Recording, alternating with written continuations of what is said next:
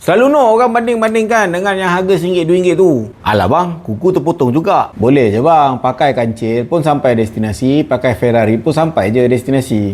Kan? Dia nak cakap, nak terangkan dekat beguk-beguk macam tu leceh. Jadi aku biar je apa dia nak cakap.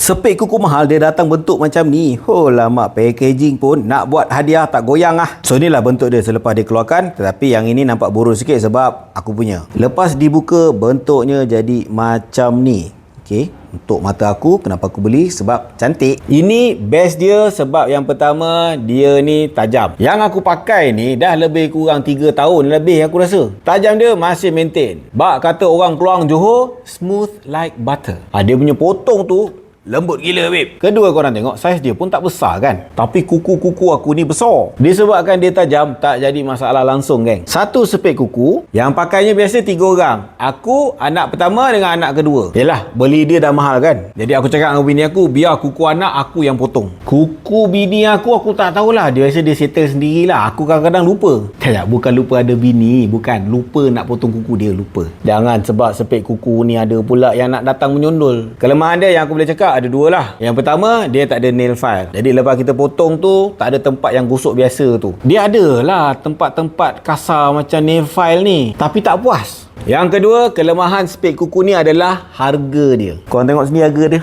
Kau tengok sendiri harga dia. Hai, kenapalah macam tu harga dia. Senang cerita lah, kalau kau tak percaya, kau datang, kau jumpa aku, cakap bang nak try sepik kuku. Biasanya aku bawa hari-hari. So, korang mampu beli ke tak? Jangan letak kat komen. Sabar. InsyaAllah, ada rezeki, anda punya nanti.